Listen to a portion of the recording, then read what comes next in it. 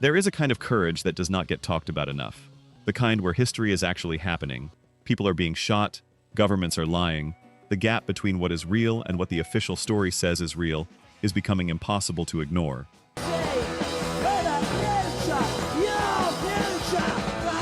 And someone picks up a guitar and says the actual true thing. Not a safe version of it, not a careful, hedged, marketable version of it. The specific, unambiguous, true thing.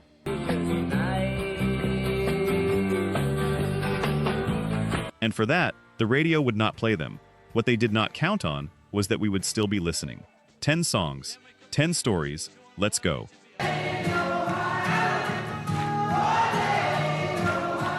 Number 10, Kick Out the Jams, MC5, 1969.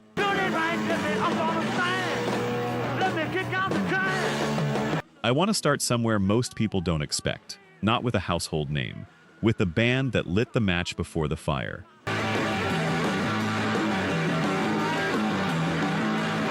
The MC5 were from Detroit, a city of industry and frustration, and something electric running beneath the surface of American life at the end of the 1960s.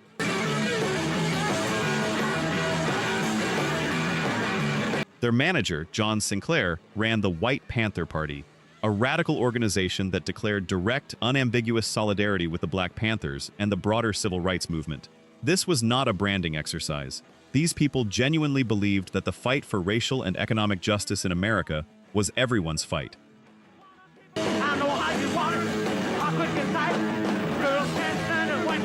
When the Democratic National Convention came to Chicago in August 1968, the streets exploded. Anti-Vietnam War protesters were tear-gassed and beaten by police while the delegates voted inside. It was on television. The whole country watched. Every major act that had been scheduled to play the surrounding protest events looked at what was happening and withdrew.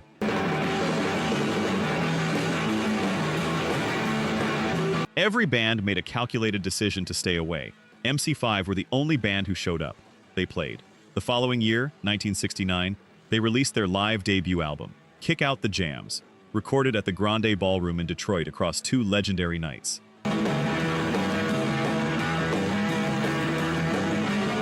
And the opening line of the title track was a line that no American radio station would broadcast.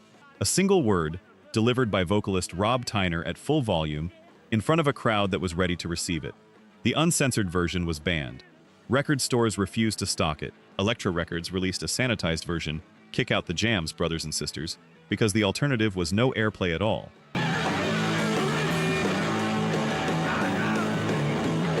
What they banned, officially, was a profanity. What they were actually silencing was a band that had stood in Lincoln Park in Chicago when the police moved in, and played anyway. A band that believed the music had an obligation to match the moment.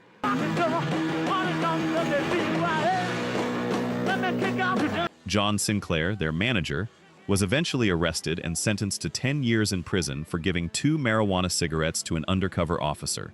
It took a John Lennon benefit concert in 1971 to get him out, which tells you exactly where things stood.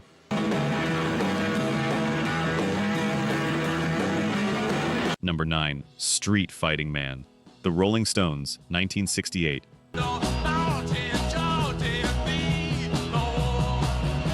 Martin Luther King Jr. was assassinated in April. Robert Kennedy was assassinated in June. And then August, the Democratic National Convention in Chicago. Police beating protesters in the streets with batons while the delegates voted inside. On television. All of it on television, in American homes, while Walter Cronkite looked like he could not believe what he was reporting.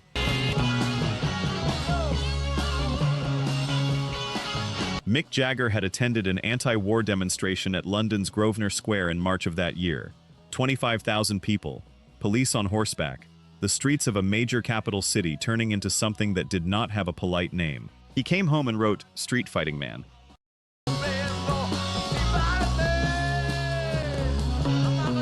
Keith Richards said later that what they were trying to capture was the feeling of watching something enormous unfold and not knowing what to do with that energy, the helplessness, and the fury running together.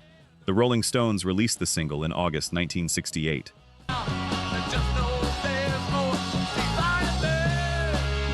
Days after Chicago, days after the footage of clubs and blood and protesters being dragged through Grant Park had run on every television in America, Chicago radio stations banned it outright. Most stations across the United States went quietly dark on it. No formal announcement, just a song that nobody played.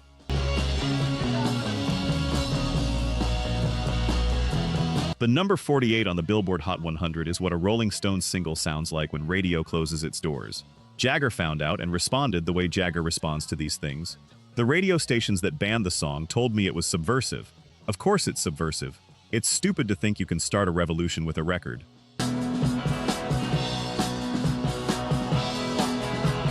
I wish you could.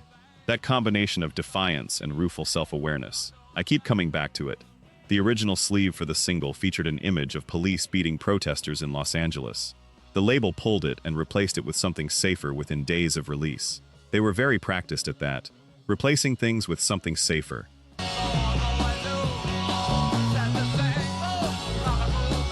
Let's look at the numbers. Only 9% of you are actually subscribed. Honestly, that's tough to see. Our team spends days hunting down archives and verifying every single fact just to tell these stories right. If you've made it this far into the video, you're clearly part of the community, so please hit subscribe. It costs nothing and helps us immensely. Now, for those already subscribed, very few of you have made the jump to our membership, and that's a hard pill to swallow because you're the ones who know our value best.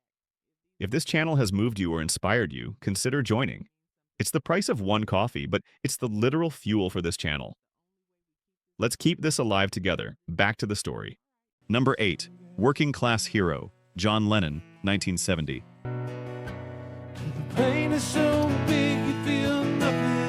I remember the first time I heard this song clearly. Not as background, as something being said directly at me, and I was not ready for it.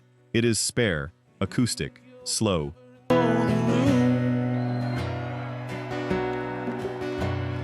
John Lennon sounding less like a Beatle than he ever had.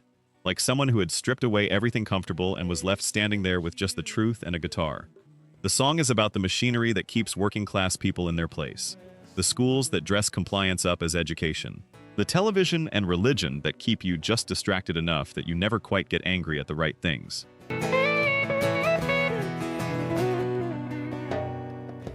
And the central message, landing across every verse, you are told you are free while being none of those things. And then the line, you're still fucking peasants as far as I can see. The BBC refused it. Broadcasters across the UK and United States declined to play it. Because of that word. 2 uses of a profanity. Not because of the substance of what Lennon was arguing, which is a fundamental critique of how class structure operates to prevent ordinary people from understanding their own situation.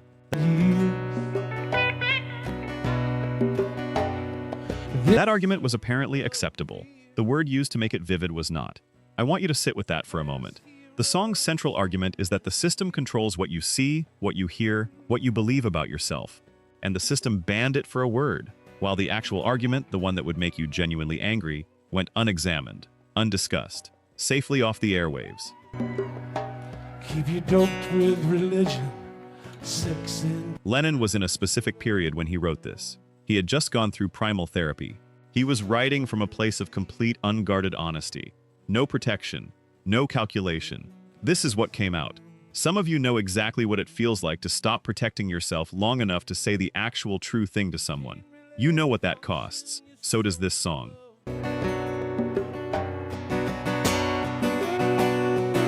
Number 7. White Riot, The Clash, 1977.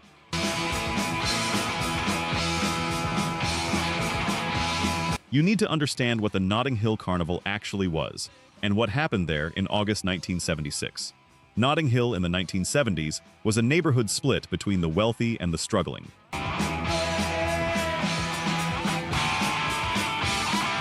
The Caribbean immigrant community had built something extraordinary there, an annual carnival, a celebration of culture and music and the right to exist joyfully in a city that was not always glad to see them. It had become the largest street festival in Europe. Joe Strummer and Paul Simonon lived in the neighborhood.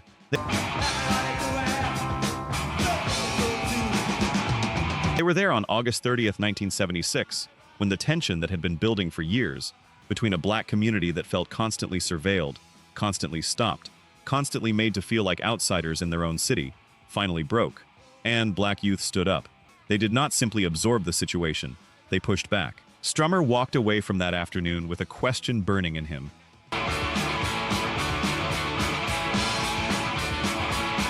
If black communities are willing to stand in front of the same system that is grinding all of us down and say something, why are white working-class kids standing on the sidelines? The same system is grinding them down too.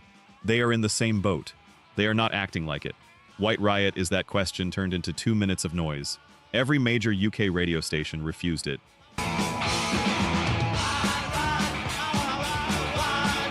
John Peel, who is going to appear on this list more than once, because he was essentially the only broadcaster in Britain consistently willing to engage honestly, was the only person who played it. Strummer told a journalist afterward, "The only person who played White Riot on the radio was John Peel, and he's gone on holiday." The song was read by some people as a call for racial violence. Strummer spent years correcting this. The only thing we're saying about the blacks is that they've got their problems and they're prepared to deal with them. White men just ain't prepared to deal with theirs. An invitation to solidarity. Radio translated it as a threat.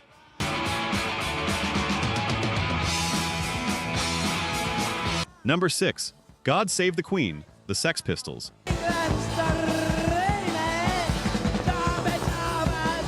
1977, Queen Elizabeth II's Silver Jubilee. June 1977.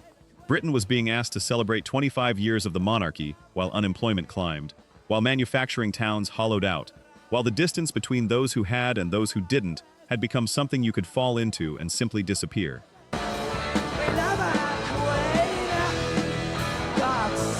The Sex Pistols released God Save the Queen. The BBC banned it immediately. ITV banned it. The song's title was not to be spoken on any major British broadcast. Disc jockeys reading the weekly chart aloud were instructed to skip over its entry entirely. The position could be stated, the name could not be said. It still sold.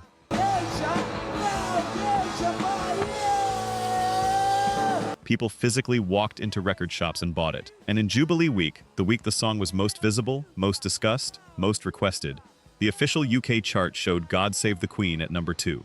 Multiple journalists, multiple sources close to the chart compilation process at the time, the band themselves.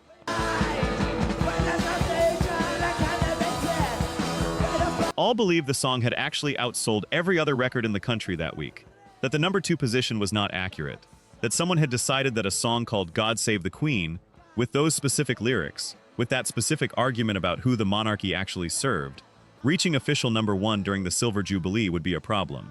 That could be fixed by adjusting the number. We will never know for certain. The records were not transparent.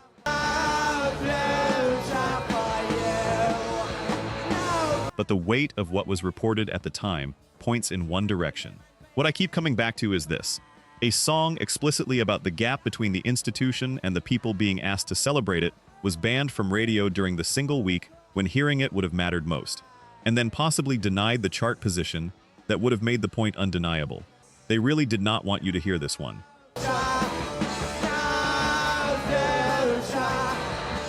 Number 5. Woman is the Nigger of the World.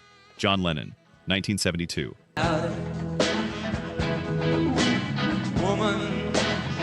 The title got it banned from every major radio station in America. Immediately, the phrase had originally come from Yoko Ono in a 1969 interview with Nova magazine. Her argument was that women, across all cultures, all races, all economic circumstances, occupied a position of systemic oppression so profound and so normalized it had become invisible.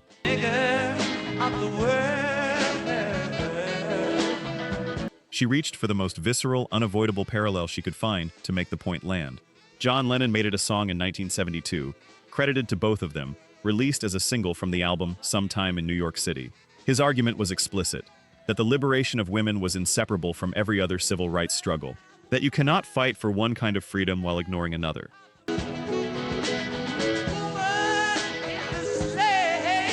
That oppression wears different faces but shares the same machinery. Every major radio station in the United States refused to play it because of the word in the title. Lennon appeared on the Dick Cavett show to defend it in person.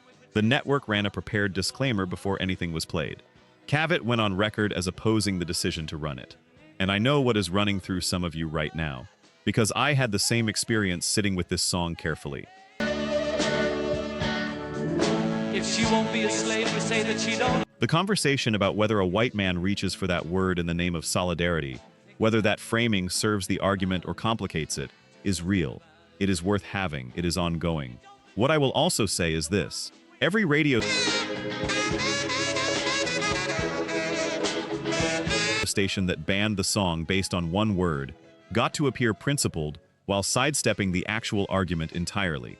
The argument that the fight for dignity is not one fight but many fights, interconnected. That you cannot be selective about who deserves to be free. The word became the story. The argument went unheard. The radio stations found a very tidy way to make that happen.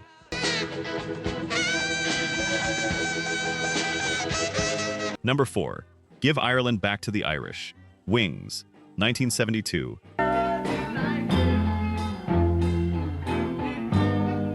January 30th, 1972. Derry, Northern Ireland. British paratroopers fired on a peaceful civil rights march organized by the Northern Ireland Civil Rights Association.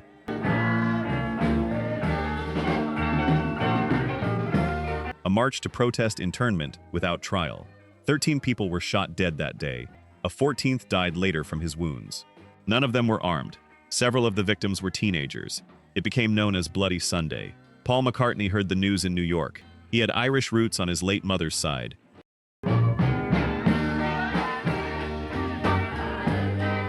He wrote the song the next day. He called the band together and recorded it 2 days after the massacre at Abbey Road Studios. EMI's chairman, Sir Joseph Lockwood, telephoned McCartney directly. He would not release it. It'll be banned, Lockwood told him. McCartney told him to release it anyway. The BBC banned it the week it came out. ITV banned it. Radio Luxembourg banned it. The Independent Television Authority blocked all advertising for the record.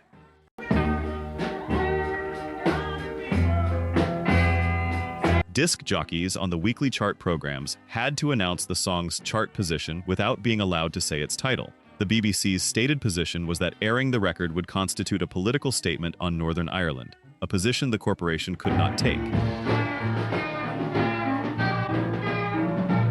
John Peel spoke publicly about the ban. He said, "The act of banning it is a much stronger political act than the contents of the record itself." He was right, and he knew he was right, and it made no difference. The single reached number 16 in the UK. It reached number 1 in Ireland. It reached number 21 in the United States, where most radio programmers also looked away.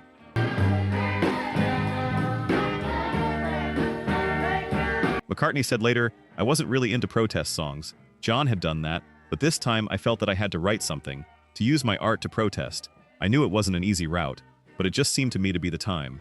He had every commercial reason to stay quiet. Every calculation said to stay quiet.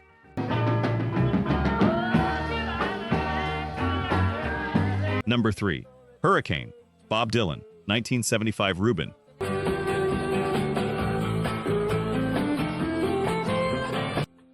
Hurricane Carter was a middleweight contender, close to the championship at his peak, but not the champion.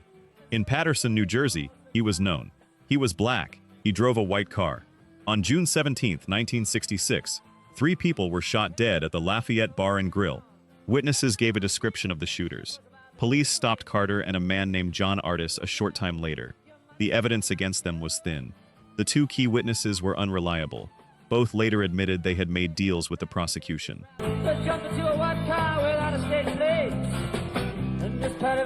Carter and Artis were convicted of triple murder in 1967. Carter was sentenced to 2 consecutive life terms. He had been a contender for the middleweight championship of the world. He spent his days in a cell. Bob Dylan read Carter's autobiography, The 16th Round, in 1974.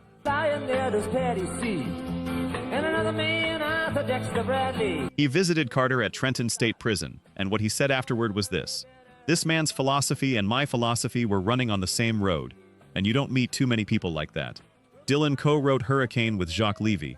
It runs over 8 minutes. It opens like a film, a gunshot, a body.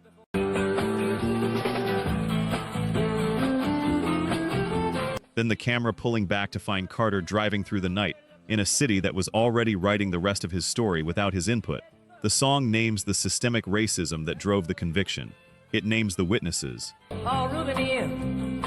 Bring him to the hospital and take him upstairs." It was so specific, so direct, that Columbia's lawyers forced Dylan to re-record portions of the original version before they would release it.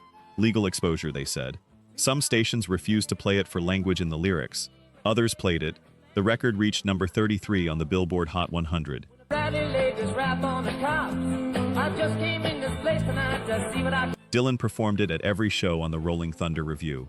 He organized a benefit concert at Madison Square Garden, Muhammad Ali as Master of Ceremonies, Joan Baez, Joni Mitchell in the hall, and the name Rubin Carter stopped being a name only those who already knew it recognized. In 1985, 10 years after the song was released, a federal judge overturned Carter's conviction. The judge's ruling stated that the prosecution had been, and I want to read these words carefully, predicated upon an appeal to racism rather than reason, and concealment rather than disclosure. Bob Dylan wrote that song in 1975. The courts took until 1985 to reach the same conclusion. Rubin Carter and a couple of friends are driving around. Number 2, Southern Man, Neil Young, 1970.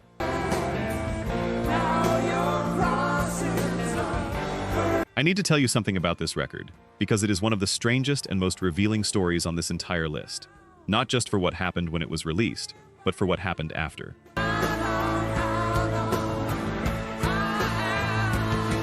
What the reaction to it tells you about exactly the thing the song was about. Neil Young was 24 years old and Canadian when he wrote Southern Man.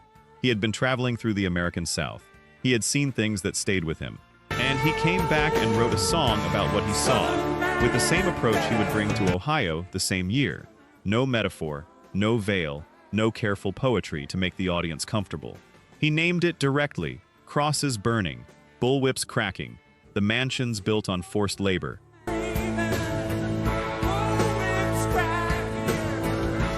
The gap between the Christianity preached and the Christianity practiced. The fortunes that were still sitting there, still generating wealth, still shaping who had power and who did not. The song was asking a specific question to a specific group of people: when will you make it right? Southern radio stations refused to play it. Not all of them.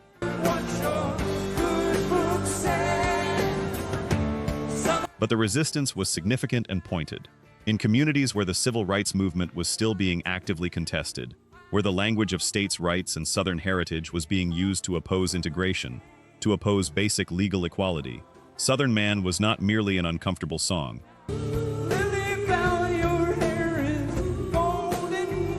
It was a direct accusation, and radio in those markets made a decision. Here is the part that still gets me. The response to the song did not come from a politician. It did not come from a radio program director writing an angry letter. It came from a rock band.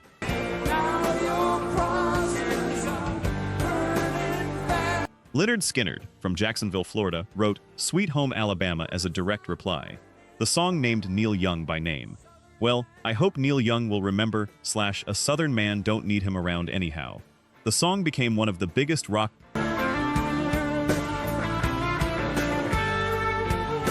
Number 1. Ohio. Crosby, Stills, Nash, and Young.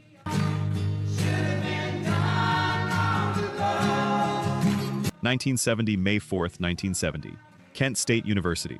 Students had been protesting Nixon's decision to expand the Vietnam War into Cambodia, a decision made without congressional approval, without any public process, simply because he had the power to make it.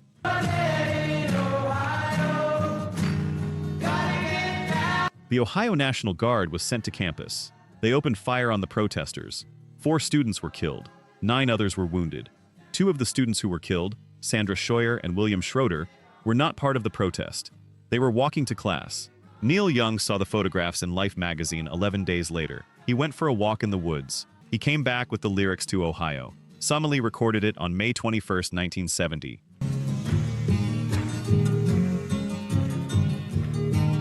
"17 days after the massacre.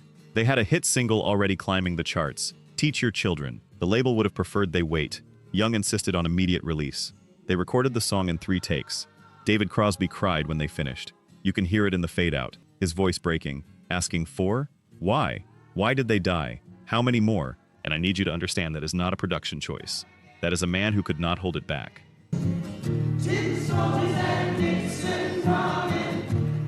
Crosby said later that keeping Nixon's name in the lyrics, Tin Soldiers and Nixon Coming, was the bravest thing he had ever heard. Radio stations banned it, particularly the stations in communities where support for Nixon and support for the war ran together, where 4 dead students were being described as agitators, where the official account was that the National Guard had simply had no choice.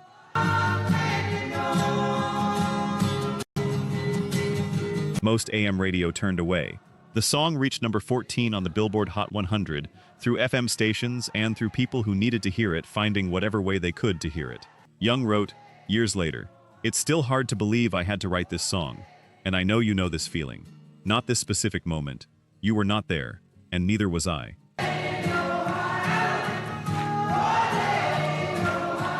But the experience of being alive when something wrong is clearly, demonstrably happening.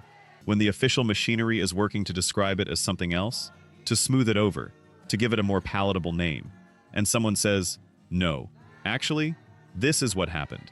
Here are the names."